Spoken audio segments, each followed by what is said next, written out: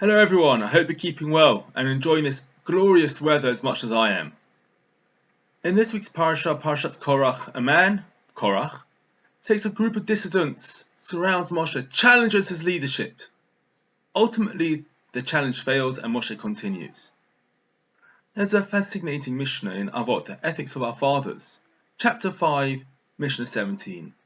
And the Mishnah says, any argument which is argued for a greater cause, that argument will stand. Any argument which is not done for a greater cause, that argument will fall. Then the Mishnah continues with examples. What is an example of an argument which is done for a greater cause? This is the argument of Hillel and Shammai.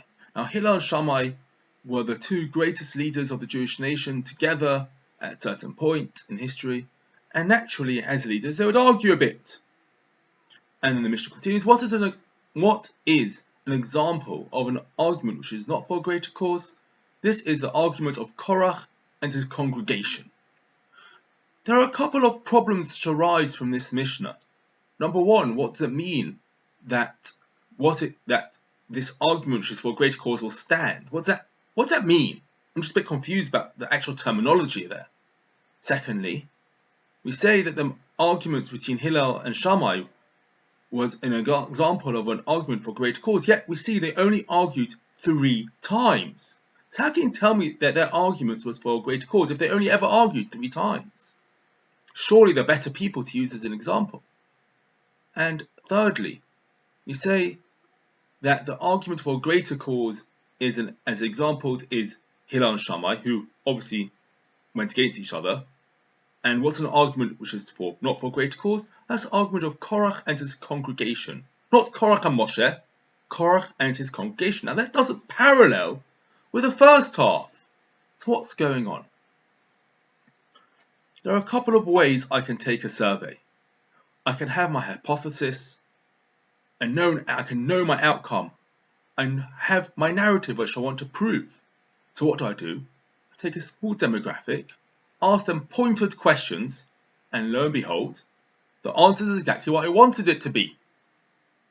On the other hand, a different way I can take a survey is, I don't know, maybe it's X, maybe it's Y.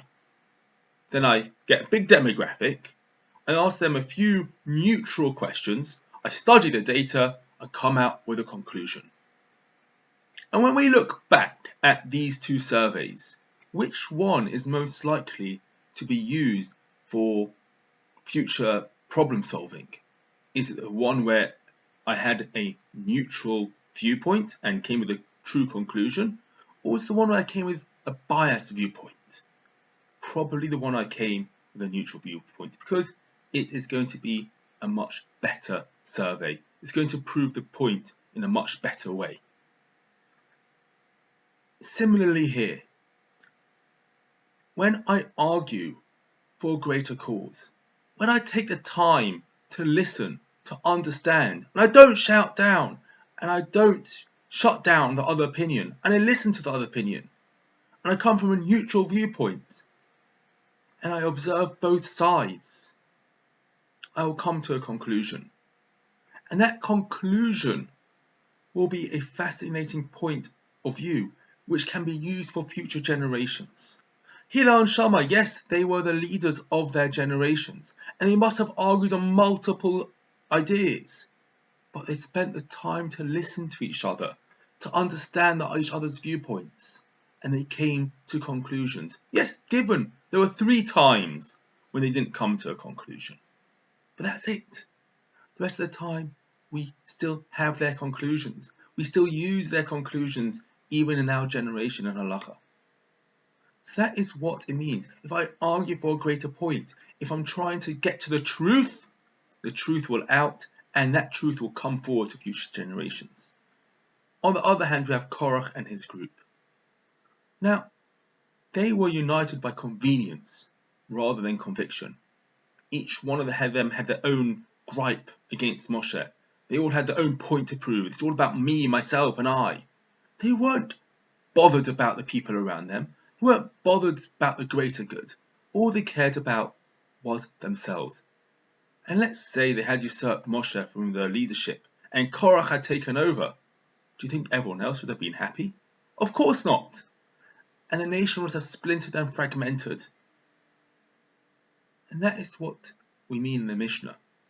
An argument which is for a greater cause, it will stand. The results, the conclusion will stand. It will come forward to future generations because we will be able to use it. An argument which is just a self-centered ideology will fall apart. No one will look back at it and think, wow, that was a good point. And we are allowed to argue with people. We are allowed to disagree with people. But when we do argue, when we do disagree, am I only caring about myself? Do I care about the greater good? Am I willing to listen to the other opinion? Am I willing to take the other person's thoughts into consideration? Shabbat Shalom.